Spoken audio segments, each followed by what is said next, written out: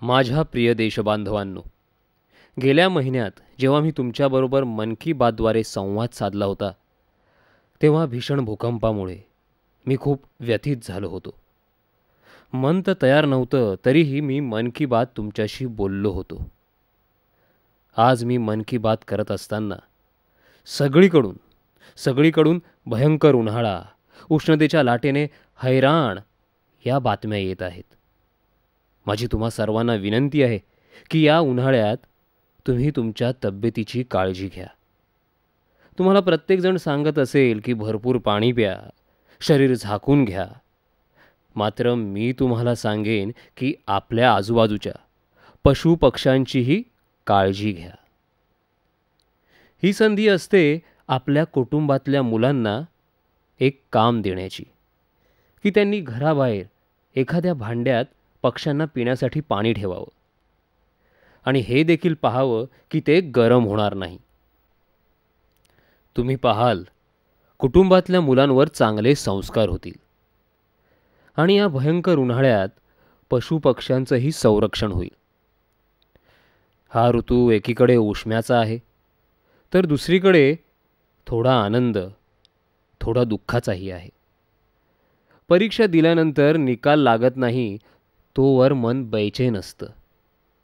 आता CBSE, विविध board परीक्षा आणि अन्य परीक्षा उत्तीर्ण झालेल्या विद्यार्थी मित्रांना त्यांचे निकाल मिळाले असतील. मी या सर्वांचं अभिनंदन करतो. खूप खूप अभिनंदन. माझी मन की बात सार्थकी लागली जेव्हा अनेक विद्यार्थ्यांनी मला सांगितलं की परीक्षेपूर्वी तुमच्या मन की बातमध्ये जे काही ऐकलं होतं ते परीक्षेच्या वेळी आचरणात आणलं आणि त्याचा मला फायदा झाला. असो, तुम्ही मला पत्र लिहिलीत, मला बरं वाटलं. मात्र तुमच्या यशाचं कारण केवळ माझी मन की बात नाही, तर तुमच्या यशामागे तुमची वर्षभरातली मेहनत आहे. संपूर्ण कुटुंबानं तुमच्या बरोबरीनं या मेहनतीमध्ये साथ दिली आहे. तुमची शाळा, तुमचे शिक्षक प्रत्येकानं प्रयत्न केले आहेत. मात्र तुम्ही स्वतःमध्ये प्रत्येकाच्या अपेक्षेनुसार बदल केला आहे. परीक्षेला जाता जाता जशा टिप्स मिळतात ना, तशाच प्रकारची मन की बात होती. मात्र मला आनंद होतोय की आज मन की बातचा किती सदुपयोग होत आहे, किती सार्थकता आहे. मला खूप खूप आनंद झाला आहे जेव्हा मी म्हणतो आहे की थोडं दुःख, थोडा आनंद.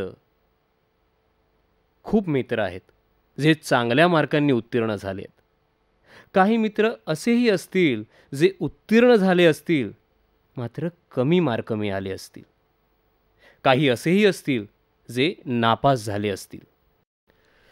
जे उत्तीर्ण झाले आहेत त्यांना मी एवढीच सूचना करेन की ते अशा वळणावर आहेत जिथून त्यांना त्यांच्या करिअरचा मार्ग निवडायचा आहे. आता तुम्हाला ठरवायचं आहे की पुढला मार्ग कोणता असेल आणि तेही तुम्ही कोणता मार्ग निवडता त्यावर अवलंबून असेल. साधारणपणे बहुतांश विद्यार्थ्यांना माहीत नसतं की काय शिकायचं आहे, का शिकायचं आहे, कुठे जायचं आहे, अंतिम लक्ष्य काय आहे. बरेचसे निर्णय हे आपल्या आजूबाजूला जी चर्चा होते, म्हणजे मित्रांमध्ये, कुटुंबामध्ये, मित्रमंडळींमध्ये किंवा आपल्या आईवडिलांची जी इच्छा असते त्यानुसार निर्णय घेतले जातात. आता जग खूप विस्तारलं आहे. विषयांना मर्यादा नाहीत, तसंच संधींनाही मर्यादा नाही. तुम्ही जरा धाडस करून तुमची आवड, प्रकृती आणि प्रवृत्तीनुसार मार्ग निवडावा. प्रचलित मार्गांनी जाऊन स्वतःची ओढाताण का करून घेता? प्रयत्न करा. तुम्ही स्वतःला ओळखा आणि त्यातून तुमच्या ज्या काही चांगल्या गोष्टी आहेत त्यांची जोपासना करण्याची संधी मिळेल असं शिक्षण क्षेत्र का निवडू नये? मात्र कधी याचाही विचार करायला हवा की मी जे काही बनेन, जे काही शिकेन त्याचा माझ्या देशासाठी कशा प्रकारे उपयोग करता येईल. अशा अनेक बाबी आहेत. तुम्ही हैराण व्हाल जगात जेवढी संग्रहालये बनतात त्याच्या तुलनेत भारतात खूपच कमी संग्रहालये बनतात आणि कधीकधी या संग्रहालयांसाठी योग्य व्यक्ती शोधणं हे जिकरीचं काम होऊन बसतं, कारण हे पारंपरिक लोकप्रिय क्षेत्र नाही. मात्र सांगायचं तात्पर्य हे आहे की देशाला उत्तम शिक्षकांची गरज आहे, तशीच उत्तम सैनिकांची देखील गरज आहे. उत्तम वैज्ञानिकांची गरज आहे, तशीच उत्तम कलाकार आणि संगीतकारांचीही गरज आहे. क्रीडा क्षेत्र हे तर किती मोठं क्षेत्र आहे याची तुम्हाला कल्पना नसेल. खेळाडूंशिवाय क्रीडा क्षेत्राला उत्तम मनुष्यबळाचीही आवश्यकता असते. म्हणजेच एवढी क्षेत्र आहेत, इतकं वैविध्य या जगात आहे. आपण अवश्य प्रयत्न करा, धाडस करा. तुमची ताकद, तुमचं सामर्थ्य, तुमची स्वप्न देशाच्या स्वप्नांशी मिळती जुळती असायला हवीत. ही संधी आहे तुमचा मार्ग निवडण्याची. जे नापास झाले आहेत त्यांना मी एवढंच सांगेन की आयुष्यात यश अपयश नैसर्गिक आहे. जो अपयशाला एक संधी मानतो तो यशाची पायाभरणी देखील करतो. जो अपयशामुळे स्वतःला अयशस्वी बनवतो तो जीवनात कधीही यशस्वी होऊ शकत नाही. आपण अपयशातून देखील खूप काही शिकू शकतो. आपण असं का मानू नये की आजचं अपयश ही स्वतःला ओळखण्याची एक संधी असू शकते, आपली ताकद ओळखण्याची संधी असू शकते.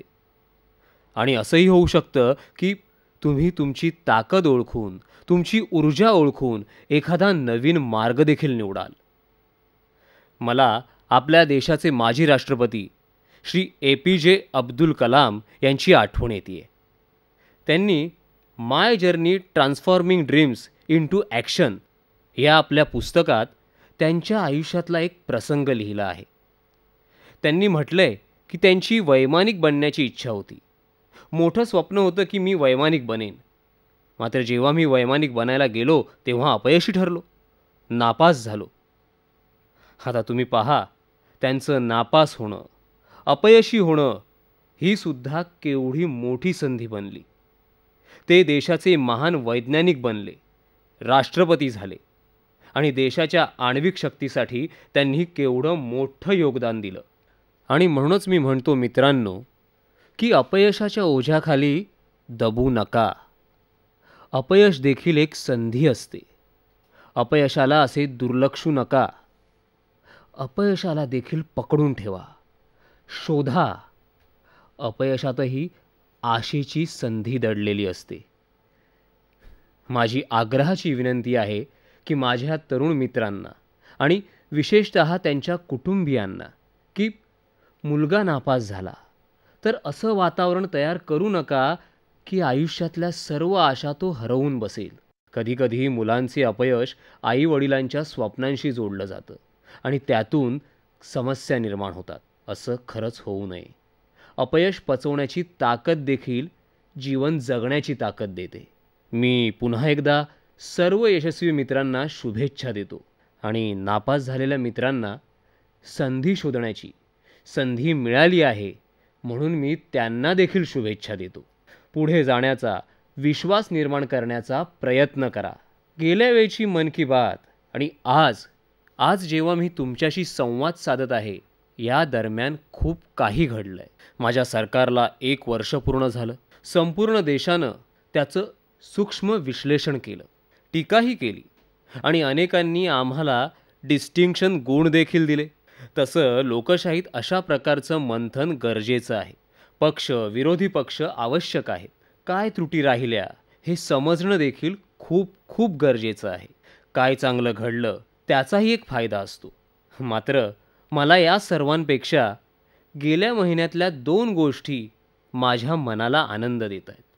आपल्या देशातल्या गरिबांसाठी काहीतरी करण्याची तळमळ नेहमीच माझ्या हृदयात असते. नवीन गोष्टींचा विचार करतो मी. सूचना आल्या तर त्या स्वीकारतो देखील. आम्ही गेल्या महिन्यात प्रधानमंत्री सुरक्षा विमा योजना, प्रधानमंत्री जीवन ज्योती विमा योजना आणि अटल पेन्शन योजना या सामाजिक सुरक्षेच्या 3 योजनांचा आरंभ केला. या योजना सुरू होऊन अद्याप 20 दिवस देखील पूर्ण झाले नाहीत. मात्र मी अभिमानाने सांगतो की क्वचितच आपल्या देशात सरकारवर विश्वास ठेवून सरकारी योजनांवर विश्वास ठेवून इतक्या मोठ्या प्रमाणावर सामान्य नागरिक याच्याशी जोडले गेले आहेत. मला सांगायला आनंद होत आहे की केवळ 20 दिवसांच्या कमी वेळात 8,52,00,000हून अधिक लोकांनी या योजनांसाठी नामांकन केलंय, योजनांमध्ये सहभागी झालेत. सामाजिक सुरक्षेच्या दिशेने हे आमचे खूप मोठे पाऊल आहे आणि त्याचा खूप मोठा फायदा येणाऱ्या दिवसांमध्ये मिळेल. ज्यांच्यापर्यंत ही गोष्ट अजूनपर्यंत पोहोचलेली नाही त्यांना मी विनंती करतो की त्यांनी या योजनांचा लाभ घ्यावा. कोणी विचार केला असेल का, महिन्याचा 1 रुपया 12 महिन्यांचे 12 रुपये आणि तुम्हाला सुरक्षा विमा योजना मिळेल. जीवन ज्योती विमा योजना रोजच्या 1 रुपयापेक्षाही कमी, म्हणजेच वर्षाचे 330 रुपये. मी म्हणूनच म्हणतो की गरिबांना इतरांवर अवलंबून राहायला लागू नये. गरीब स्वतः सक्षम बनावेत, त्या दिशेने आम्ही एका पाठोपाठ एक पावले उचलत आहोत. आणि मला तर अशी एक फौज निर्माण करायची आहे आणि फौज देखील गरिबांमधून निवडण्याची माझी इच्छा आहे. आणि गरिबांमधून तयार झालेली ही माझी फौज गरिबी विरोधात लढाई लढेल, गरिबी दूर करेल आणि देशात डोक्यावर अनेक वर्षांचं ओझं असलेल्या त्या गरिबीपासून मुक्ती मिळवण्याचा आपण सतत प्रयत्न करत राहू आणि यश मिळवू. आणि दुसरी महत्त्वाची आनंदाची गोष्ट म्हणजे किसान दूरचित्रवाणी वाहिनी. तसं पाहिलं तर देशात दूरचित्रवाणी वाहिन्या अफाट आहेत, काय नाही आहेत. कार्टूनच्या वाहिन्या चालतात, क्रीडा वाहिन्या चालतात, वृत्तवाहिन्या देखील चालतात, मनोरंजन वाहिन्या चालतात. खूप खूप वाहिन्या, अनेक वाहिन्या सुरू आहेत. मात्र माझ्यासाठी किसान वाहिनी महत्त्वपूर्ण यासाठी आहे कारण यातून मी भविष्य व्यवस्थितपणे पाहू शकतो. माझ्या दृष्टीनं किसान वाहिनी एक मुक्त कृषी विद्यापीठ आहे आणि अशी वाहिनी आहे ज्याचा विद्यार्थी देखील शेतकरी आहे आणि ज्याचा शिक्षक देखील शेतकरी आहे. उत्तम अनुभवांमधून शिकणं, पारंपरिक शेतीकडून आधुनिक शेतीकडे वळणं. छोटे छोटे जमिनीचे तुकडे उरलेत, कुटुंब मोठी होत गेली आणि जमिनीचा हिस्सा छोटा होत गेला. अशावेळी आपल्या जमिनीची उत्पादकता कशी वाढेल, पिकामध्ये कशा प्रकारे बदल आणला जाईल, या गोष्टी शिकणं, समजणं गरजेचं आहे. आता तर हवामानाचा अंदाज आधी समजू शकतो. या सर्व गोष्टींसाठी ही दूरचित्रवाणी वाहिनी काम करणार आहे. आणि माझ्या शेतकरी बंधू भगिनींनो, यात प्रत्येक जिल्ह्यात किसान मॉनिटरिंगची व्यवस्था करण्यात आली आहे. तुम्ही त्यांच्याशी जरूर संपर्क साधा. माझ्या मच्छीमार बंधू भगिनींना देखील मी सांगू इच्छितो की मासे पकडण्याच्या कामाशी निगडित लोकांसाठी सुद्धा किसान वाहिनी उपयुक्त आहे. पशुपालन भारताच्या ग्रामीण जीवनाचं पारंपरिक काम आहे आणि शेतीमध्ये एक प्रकारे मदत होईल असं क्षेत्र आहे. मात्र जगाचं गणित पाहाल तर जगात पशूंच्या संख्येच्या तुलनेत जेवढं दूध उत्पादन होतं त्यात भारत खूपच मागे आहे. पशूंच्या तुलनेत जेवढं दूध उत्पादन व्हायला हवं तेवढं आपल्या देशात होत नाही. प्रति पशु अधिक दूध उत्पादन कसं होईल, पशूंची देखभाल कशा प्रकारे करावी, त्यांचं लालन पालन कसं करावं, खाणं पिणं कसं असावं. पारंपरिक पद्धतीनं आपण खूप काही करतो, मात्र शास्त्रीय पद्धतीनं पुढे जाणं गरजेचं आहे. आणि तेव्हाच शेतीबरोबर पशुपालन देखील आर्थिकदृष्ट्या आपल्याला बळकटी देऊ शकतं, शेतकऱ्याला समृद्ध करू शकतं आणि पशुपालकांनाही समृद्ध करू शकतं. या क्षेत्रात आपण कशा प्रकारे पुढे जावं, कशा प्रकारे यशस्वी व्हावं, त्या दृष्टीने वैज्ञानिक मार्गदर्शन तुम्हाला मिळेल. माझ्या प्रिय देशबांधवांनो, लक्षात आहे ना 21 जून? आपल्याकडे 21 जून सर्वात मोठा दिवस म्हणून लक्षात ठेवला जातो. मात्र आता 21 जून ही जगासाठी एक नवीन ओळख बनली आहे. गेल्या सप्टेंबर महिन्यात संयुक्त राष्ट्रसंघासमोर भाषण करताना मी एक प्रस्ताव ठेवला होता की 21 जून आंतरराष्ट्रीय योग दिन म्हणून साजरा करायला हवा. आणि संपूर्ण जगाला आश्चर्य वाटलं. तुम्हाला देखील आश्चर्य वाटत असेल. 100 दिवसांच्या आत 177 देशांच्या पाठिंब्यामुळे हा प्रस्ताव पारित झाला. संयुक्त राष्ट्रसंघाच्या इतिहासात अशा प्रकारच्या प्रस्तावाला सर्वात जास्त देशांचा पाठिंबा मिळाला. सर्वात कमी वेळेत तो पारित झाला. आणि जगातील सर्व देश यात सामील झाले, ही प्रत्येक भारतीयासाठी खूप मोठी गौरवपूर्ण घटना आहे. मात्र आता जबाबदारी आपली आहे. आपण कधी विचार केला होता का की योग जगाला जोडण्याचं एक माध्यम होऊ शकतं? आपल्या पूर्वजांनी वसुधैव कुटुंबकमची कल्पना केली होती. त्यात योग हा कमी वेळेत जगाला जोडणारं माध्यम बनत आहे. किती अभिमानाची आणि आनंदाची गोष्ट आहे. मात्र याची ताकद तेव्हाच वाढेल जेव्हा आपण सर्व मोठ्या संख्येने योगाचं खरं स्वरूप, योगाची खरी शक्ती जगासमोर सादर करू. योग मन आणि मेंदूला जोडण्याचं काम करतोच. रोगमुक्तीचंही तो माध्यम आहे. तर योग भोगमुक्तीचाही मार्ग आहे. आणि आता तर मी पाहतो आहे की योग शरीर, मन आणि बुद्धी यांना जोडण्याबरोबरच जगालाही जोडण्याचं काम करू शकतो. आपण का नाही याचे राजदूत बनू? आपण का नाही मानव कल्याणासाठी उपयुक्त ठरणारी ही महत्त्वपूर्ण विद्या आपण सहज का उपलब्ध करू नये? भारताच्या कानाकोपऱ्यात 21 जून रोजी योग दिन साजरा केला जावा. तुमचे नातेवाईक जगाच्या कानाकोपऱ्यात कुठेही राहत असतील, तुमची मित्रमंडळी, परिवार, तुम्ही त्यांना दूरध्वनीवरून सांगा की त्यांनी देखील तिथे इतरांना सोबत घेऊन योग दिन साजरा करावा. जर त्यांना योगाबाबत ज्ञान नसेल तर पुस्तक घेऊन ते वाचून इतरांना योगाबाबत माहिती द्या. एक पत्र वाचा. पण मला असं वाटतं की जगाच्या कल्याणासाठी, मानवजातीच्या कल्याणासाठी आणि तणावग्रस्त जीवन जगणाऱ्यांसाठी कठीण प्रसंगी हताश, निराश झालेल्या मनुष्याला नवीन चेतना, नवीन ऊर्जा देण्याचं सामर्थ्य योगामध्ये आहे. मला असं वाटतं जगानं ज्याचा स्वीकार केला आहे, जगानं ज्याचा सन्मान केला आहे, जगाला भारतानं जे दिलं आहे, तो योग आपल्या सर्वांसाठी अभिमानाचा विषय ठरावा अशी माझी इच्छा आहे. अजून 3 आठवडे आहेत. तुम्ही जरूर प्रयत्न करा, अवश्य सहभागी व्हा आणि इतरांनाही सहभागी करून घ्या अशी मी विनंती करेन. मला आणखीन एक गोष्ट सांगायची आहे, विशेषतः माझ्या लष्कराच्या जवानांना, जे आज देशाच्या संरक्षणासाठी कार्यरत आहेत आणि जे सैन्यातून निवृत्त होऊन आपलं आयुष्य व्यतीत करत आहेत. अशा त्याग तपस्या करणाऱ्या जवानांना. आणि पंतप्रधान म्हणून मी हे सांगत नाहीये, तर माझ्या आतला माणूस मनापासून मी माझ्या देशाच्या जवानांशी बोलत आहे. समान पद, समान निवृत्ती वेतन, गेली 40 वर्ष हा प्रश्न अनुत्तरित आहे. हे सत्य नाहीये का? यापूर्वीच्या सर्व सरकारांनी केवळ चर्चा केलं काहीच नाही. ही सत्य परिस्थिती नाहीये का? मी तुम्हाला विश्वास देऊ इच्छितो. मी निवृत्त जवानांना आश्वासन दिलंय की माझं सरकार समान पद, समान निवृत्ती वेतन लागू करेल. आम्ही जबाबदारी झटकत नाही आणि सरकार स्थापन झाल्यानंतर विविध विभाग यावर काम करत आहेत. मला वाटत होतं तितका हा विषय सोप्पा नाहीये, तर जटिल आहे आणि गेली 40 वर्ष त्यात समस्या वाढल्या आहेत. हा विषय सोप्पा करण्याच्या दिशेनं सर्वांना मान्य होण्यासाठी सरकारमध्ये बसलेल्या सर्वांना मी कामाला लावलं आहे. क्षणाक्षणाच्या बातम्या माध्यमांना देणं आवश्यक नसतं आणि हे काही धावतं समालोचन नसतं. मी तुम्हाला विश्वास देऊ इच्छितो की हेच सरकार, मी पुन्हा एकदा सांगतो, हेच सरकार तुमच्या समान पद, समान निवृत्ती वेतनावर तोडगा काढेल. आणि ज्या विचारधारेतून आम्ही आलो आहोत, जे आदर्श समोर ठेवून पुढे जात आहोत, त्यात तुमच्या जीवनाचं महत्त्व अधिक आहे.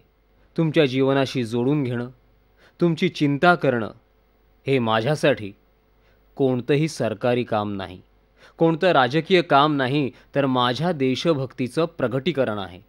मी पुन्हा एकदा देशाच्या सर्व सैन्य दलांच्या जवानांना विनंती करेन की राजकीय भाकऱ्या भाजणारे 40 वर्ष खेळत राहिले, मला तो मार्ग मंजूर नाही आणि समस्या अधिक जटिल बनेल असं कोणतंही पाऊल मला उचलायचं नाही. तुम्ही माझ्यावर विश्वास ठेवा. बाकी ज्यांना टीका करायची आहे, वाद करायचे आहेत, राजकारण करायचं आहे, त्यांनी करावं. मला देशासाठी जगणाऱ्या आणि प्राणार्पण करणाऱ्यांसाठी जे काही करता येईल ते करायचं आहे आणि हा माझा निर्णय आहे. आणि मला विश्वास आहे की माझ्या मनातली गोष्ट, ज्यात सत्याशिवाय दुसरं काही नाही, तुमच्या मनापर्यंत नक्की पोहोचेल. 40 वर्ष तुम्ही धीर धरलात. मला थोडा वेळ द्या, काम करण्याची संधी द्या आणि आपण एकत्र बसून समस्यांवर तोडगा काढू. हा विश्वास मी पुन्हा एकदा देशबांधवांना देत आहे. सुट्टीच्या दिवसात सर्वजण कुठे ना कुठेतरी गेले असतील. भारताच्या वेगवेगळ्या कोपऱ्यात गेले असतील.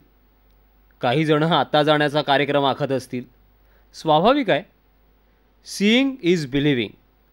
जेव्हा आपण भ्रमंती करतो, कधी नातेवाईकांच्या घरी जातो, पर्यटनस्थळी पोहोचतो, तेव्हा जगाला समजून घेण्याची, पाहण्याची वेगळी संधी मिळत असते. ज्याने आपल्या गावातला तलाव पाहिला आहे आणि पहिल्यांदा जेव्हा तो समुद्र पाहतो तेव्हा त्याच्या मनातील भाव काय असतील तो वर्णन करू शकणार नाही.